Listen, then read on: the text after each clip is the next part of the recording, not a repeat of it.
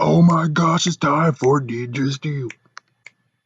It's gonna be the first time ever I'm gonna skip Victor and Monty's shenanigans because it's so kind of stupid, and plus, Focus Go did it better, Ninja Steel. Well, let's start this show because this freaking episode is very, very crappy, and you use a freaking damn character that's like, what the? Why did you use that character? Ninja Steel.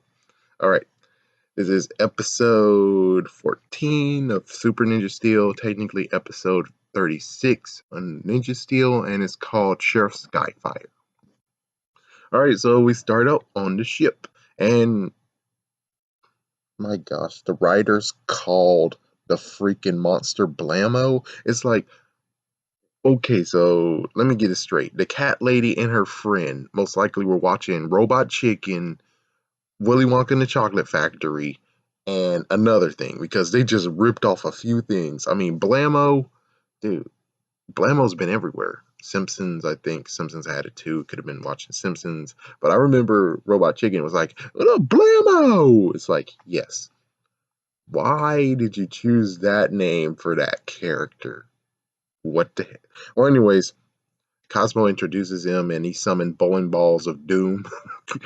Call them bowling balls of doom. It's like, yeah, why don't you call them like blaster ball or blaster bowler, something like that, or bowler blaster or something like that. It's like, well, anyways, so he gets on bowling balls of doom and he almost killed Cosmo because he set one off, and then we got all of a sudden Sheriff Skyfire. What the frick?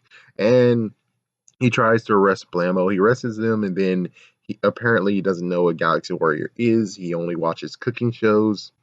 I guess that's a weird nod to Blue Sentinel. Yeah, the one from Power Rangers Turbo, because in the original footage, Blue Sentinel is like, what the fuck? Because he has a son and a kid, and he is seen wearing an apron cooking.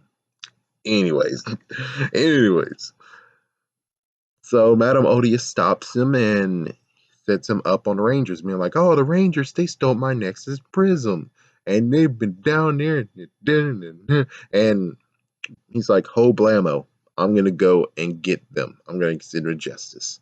This is horrifying to me. This is really, really horrifying.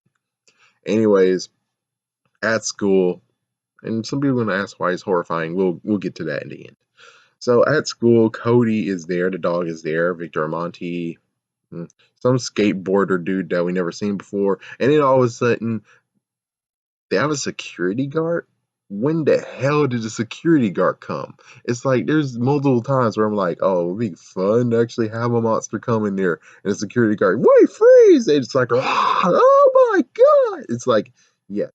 And plus, where was he when that video game monster was? Because that would be cool to actually have him freak out and be like, what the freak is going on here? You're all zombies! Oh my god! And it's like, yeah, multiple times of where it's like it's kind of funny to have this mortal man see monsters or see monsters effects and he's freaking out about it. I'm sorry, but that would actually have been a better idea than Victor and Monty. That would have been better because it would be kind of funny.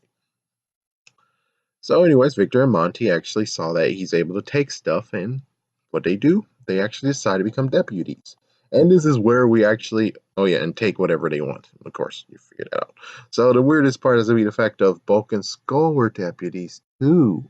They actually had a dude named Lieutenant Stone. Yes, they actually were police officers and PIs. It's very weird where it's like, holy frick, you guys make Bulk and Skull look like freaking damn geniuses. You make them look like saints. And it's like, dude, that's hard to freaking do, but they just did it. It's like, what the fuck, man? Like, what the fuck? What? What the frick did I just watch? Why did you do this? It's like, Bulk and Skull were detectives at one point and also police officers. It's like, come on, you guys should have freaking known. I mean, Power Rangers Turbo, the movie, come on, you had to watch something when you guys decided to be like, oh, I want to write for Power Rangers. Well, let's see what they did in the movies. It's like, at least, shut the hell up, bastard. At least that makes much more sense than being like, oh, well, we don't know anything about Power Rangers, but we're going to sure write for it. Oh, boy. Oh, look, a kitty. Anyways. Oh yeah, I already did that at school. Anyways, I'm not gonna talk about it. All I'm gonna do is just talk about the things that they stole. I don't care, and I'm gonna talk about the end because apparently they did a ripoff of a movie. So, anyways, what they stole is a banana, a hat, a T-shirt, blueberry slash space food. They stole a tennis racket and many other things. So they basically just comped a lot of crap. I'm shocked that they didn't go after Lori. I mean, Lori took your shit. So, this is a perfect time to go after the freaking damn gold digging whore over there. Yes, the gold digging whore. You should have been going after her. You have the power now. It makes sense that this, instead of doing this crap, it's like we're going to continue with what happened with Lori, the fact that she took all your crap. And the good news is that she's not smart enough to actually take it at home. Instead, she had all her crap at school so she can actually show it off, except for like a small bit of things. So that would be cool that they actually would have used this to go after Lori, the gold digging whore. I know. I'm no. I should. I'm not gonna give it up because I don't like that. I don't like that. I'm sorry. I just don't like the fact that she actually took advantage of Victor, and she doesn't get screwed over because Victor does have a family. The dad is most likely questioning crap, and the lawyer most likely will kick her ass. But nothing comes of it because it's supposed to be funny. Sorry, but I kind of think if you're gonna do continuity and be like a little bit haha, it would have been much more better if you actually would have just allowed Victor and Monty just chase after freaking Lori over here, to the point of where, you know, freaking Clint would come over here and be like, "Oh my gosh, you guys need to stop!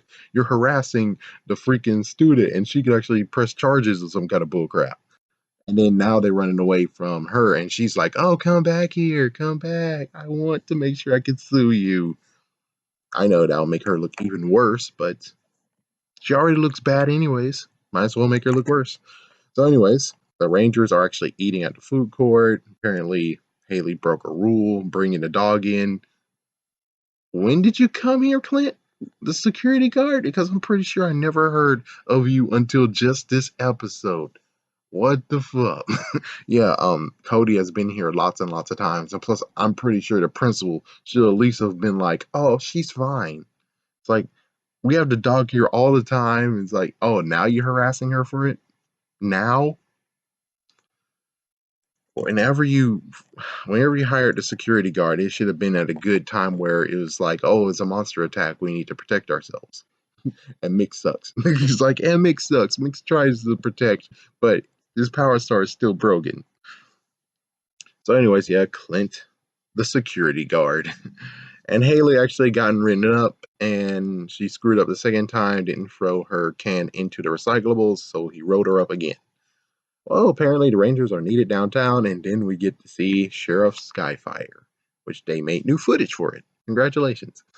And they morph with a revamp, and it's 6 against 1. The sheriff is formidable. Brody actually saved the lady that was in harm's way. The lady apparently it's it's kind of funny. I do have to admit, it's kind of funny. It's like really. So they cleared up things. Madam Odious is now on notice, and the Rangers are going to get a full report on the monsters. Even though, yeah, we'll get to that too.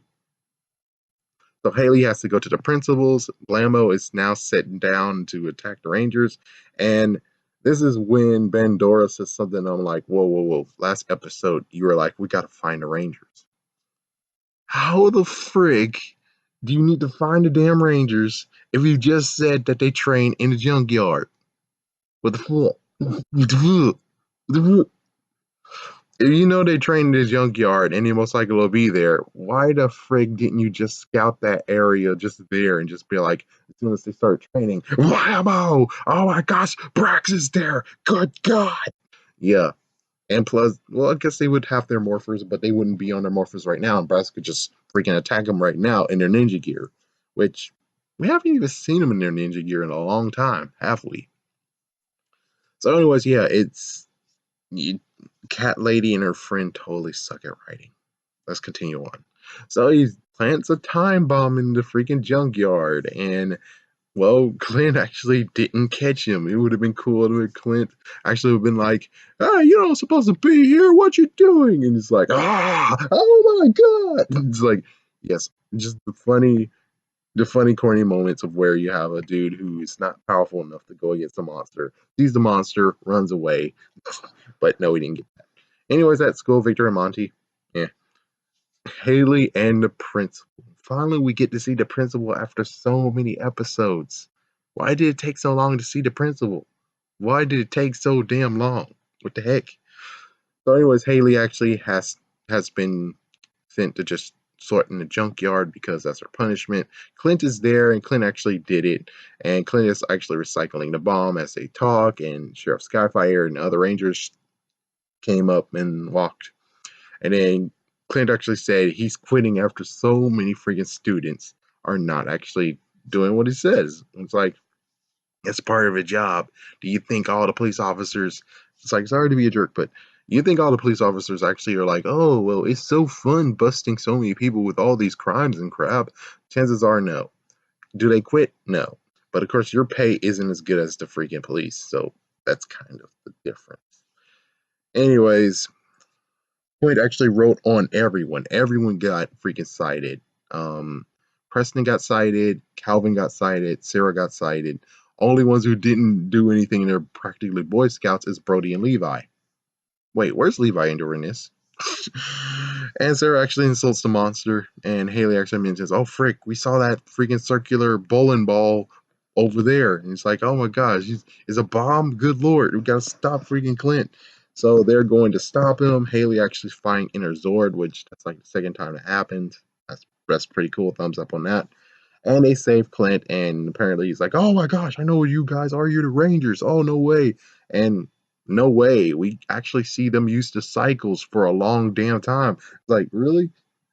The cycles are now here again. It's like, wow, I completely forgot they have cycles. Damn. Apparently, there's 10 seconds left, Brody says, but it's like, whoa, whoa, whoa. When we looked at the bomb said 12 seconds and counting. So technically, it should say 11. It's like, we see who should have failed that math test that last episode, don't we? Because if Brody is like, we have 10 seconds left and it's supposed to be 11 on it, yeah, yeah. So, anyways, they threw the bomb like they're Spider-Man, and boom, it blew up. Blammo came down. Blammo starts to run because it's like, oh, frick, the sheriff. I'm not going to jail. He's running for it. And so now it's 7 versus Blammo. 4 of them actually bind him up. Levi got a strike in. Skyfire got a strike in. Then Brody. Skyfire actually deflected a blast that Blammo did right back at him. And Skyfire's signature move is just a strike. Brody says epic. You know who's writing this. Lionfire Red shows up. The finisher with Skyfire's sword 2 was used. Blammo's down. Blammo's got big. Plays Megazord summon. Skyfire looks from afar. Stupid monster says explosive move. Haha. The monster is on his knees. Megazord is on his knees because the monster is putting him on his knees, pushing his shoulders down, the Megazord's shoulders down. They got free. They did a finisher. They said bye to the sheriff. They go to Clint to actually get him to stay. What happens? Sarah actually improves the freaking recycling and trash cans so that it rejects the content if it actually is messed up. Which it would be cool that instead, hey, it sounds like something that you would do. Why don't you use the trash can to have freaking Victor Monty throw the banana peeler stuff in his recyclables and it froze up right in their face? No, they didn't do it. So Clint is charmed by this. He's gonna stay. Haley apologizes, but for what? Clint says da da da da, and now he has to go stop Victor and Monty. And well, it turns out that the blueberries they thought that they stole is actually space food, and technically it's a ripoff from damn Willy Wonka. Technically, it actually is the gum from Willy Wonka. I taste mashed potatoes. I taste roast beef, and then it's like, oh, it's time for dessert. Oh, blueberry pie. And well, what happens to Violet? Violet blows up like a freaking damn blueberry. What happens in the freaking episode? Oh, Victor and Monty blows up like blueberries. Yep. Willy Wonka and Chocolate Factory has just been freaking copied. It's just freaking damn copied. If only the TV shows had like some kind of copy infringement crap, or what was it called? What was it called? Started with a P. Well, anyways, plagiarism. That's it. If they had something plagiarized, then it's like, yep, pretty sure Willy Wonka should basically sue a little bit. Yeah, whoever created it, like the person who wrote the book, he's long dead. But I'm just saying, it kind of sounds like you guys just plagiarized the ending of this. You kind of did. You kind of freaking did. Anyways, there you go. That's the end. Okay, so the three things is number one, Sheriff Skyfire.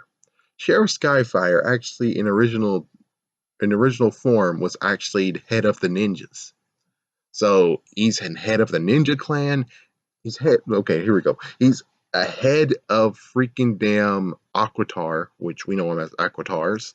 He's a head of everyone from freaking damn Ninja Storm, and he's also a head of those who's in Ninja Steel. Yes, he is the head ninja. And what we do? We turn to a freaking damn sheriff. Son of a bitch. If you would have went with my plan, Sabans, get freaking Ninjor back. Ninjor's the mentor, and maybe you have the idea of where Ninjor's losing his powers, kind of like what's going on with Zordon. Zordon doesn't exist anymore, so why not just allow Ninjor not to exist anymore, so you don't have to deal with him anymore? Just saying. So, and of course, a good idea would be cool is that at the end, Ninjor just turns into a Ranger key. That would be pretty cool. And your freaking Sheriff Skyfire is like a cousin or a friend of Ninjor. And why not even spend the lore a little bit, saying, hey, he came from Aquatar. That's right. So Aquatarians got their powers from him. And who knows, maybe Ninjor actually can't help him the last stitch of this series. So he calls in Skyfire, which I hope you guys gave him a different name. And he's the one that actually finishes off what Ninjor started. That would be cool. That would be a cool subplot where you're like, why isn't Ninjor doing this? What's going on? And well, later on you find out that Ninjor actually is slowly fading away. That would be pretty damn cool. That would be pretty damn cool. But either way, it would just been cool just to have him from Aquatar, and the Aquatarians are kind of interested in what's going on with freaking Ninja Steel. They've been a long time since they actually came from it. Could we actually made him Billy Cranston coming back down as him? Holy freak, that would be crazy. But more than anything, I would have wished they cast the person who played in VR Troopers, the one that was originally voiced Gold Ranger from Power Rangers Zeo. Because it's like, why not? I mean, just give him VR Troopers and he can actually kind of say, hey, I did the voice of Gold Ranger. It would be cool to actually have him on set, actually have him morph and demorph, because it would be a good idea. It would be a great idea to have him have one extra thing to do in the Power Morphicon and saying, hey, I was in VR Troopers. I was the voice of the Gold Ranger. Like that doesn't do anything to actually help. It's like, let's give him something awesome. Oh yeah, and plus he got his White Ranger debut stolen because kids like us. We want Tommy back. All right. Let's see anything else. I bet there was two more things. Yeah, so that's why I'm horrified, and that's about it. That's about it. If there's anything else, check out extra contents. So, anyways, gotta go. Ninja Steel.